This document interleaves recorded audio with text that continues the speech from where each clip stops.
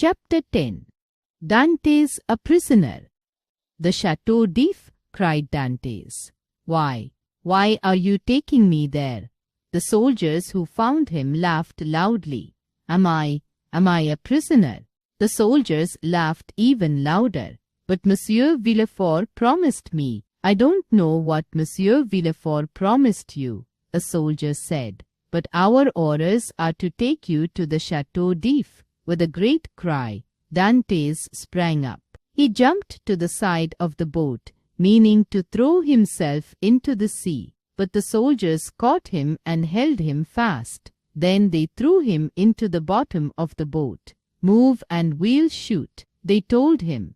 Dantes lay still in the bottom of the boat. He lay like a wild animal that is trapped. The boat reached the fearful chateau. It was anchored by the shore. Then the two soldiers took Dantes by the arms and led him up the stone steps. Dantes gave them no trouble. He went like a man in a dream. He hardly knew what was happening. The soldiers led him through a courtyard, down wet stone steps, along dark passages, down more stone steps, along more dark passages. At last they brought him to his cell. They threw him inside. The guard's lamp shone on wet walls, a bed of straw and a table. "There's bread and water for you on the table," the guard said. Then he went out, taking his lamp with him. The key turned in the lock. Dantes was now alone in his cell, in the darkness. All through that night, Dantes walked up and down in his narrow cell. Early in the morning, the guard came. He found Dantes standing there like a man of stone. He spoke to him, but Dantes did not answer. He touched his arm, but Dantes did not move. The guard felt afraid. "Have you slept?" he asked. Dantes gave no answer. "Aren't you hungry? I've brought your breakfast." There was still no answer. There was no sign that his words had been heard. "Is there anything you want?" asked the guard, feeling more afraid. "I want to speak to the governor," came the fierce answer. These words made the guard laugh. "They all say that," he said, and turned to go away. "They all say that," he repeated. "All of them." He went out laughing. Dantes heard the key turn in the lock. Then he threw himself at the door, shouting wild. For some time he beat against the door, shouting like a madman. At last he grew quiet and sank to the floor. He lay there exhausted. He was too tired to think, and too tired to remember. When he was able to think, his thoughts tormented him. What was happening to Mercedes and his father? How could they live while he was in prison and unable to work for them? Why was he in prison?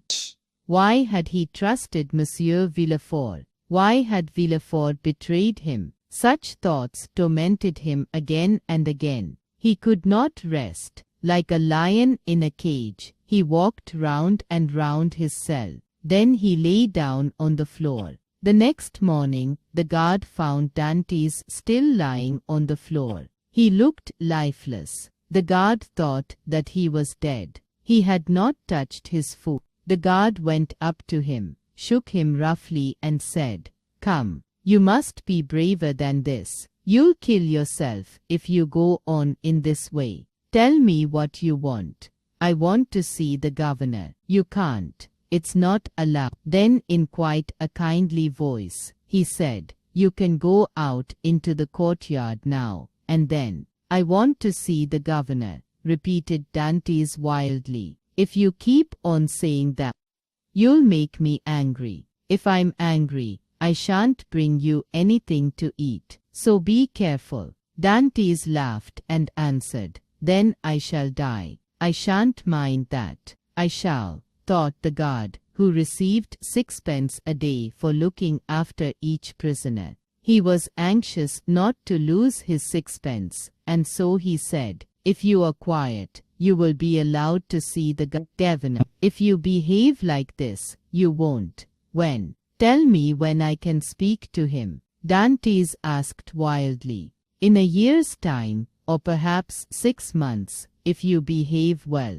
I must speak to him now. At once, I tell you. I can't wait. I have to see him. Now. Dantes shouted. If you go on like this, you'll never see him. You'll be mad in a month. Dantes laughed wildly. He seemed half mad already. Yes, the guard went on. The fellow who was in this cell before you went mad. He kept on telling me that he knew where a great treasure was buried. He told the governor so. He offered the governor half of his treasure if he would let him go free. His treasure. He was always talking about his treasure. Where is he now? Asked Dantes. Now, oh, he's madder than ever. He grew so mad that they moved him to a cell underground. That's where we keep our prisoners who go mad. If you're not quiet, you'll be put there too. I'm not mad, Dantes told him quietly. Then he added, listen, I'll give you all the money I have if you will do something for me. Will you go to my father and tell him where I am? Or will you go to Mercedes and tell her? I'll give you everything I have if you will do that. Then said Dantes fiercely. One day I shall kill you. He looked wildly round his cell. He picked up a chair. One day when you come in, you'll find me standing behind the door. I shall hit you on the head with this chair, like this. So saying, Dantes raised the chair as if he were going to strike the guard on the head. No, cried the guard, running to the door. You're as mad as that other fellow. The governor shall hear of this. The guard ran out of the cell. In a short time he was back again with 4 soldiers. He pointed to Dantes, who was crouching in a corner like a wild animal or a madman, and said, this fellow is mad. Take him to the cell underground. Then they seized Dantes, who now was quite quiet. They led him down 20 steep steps to a cell underground. They threw him inside. The key turned in the lock. Dantes lay in a corner quite still. He was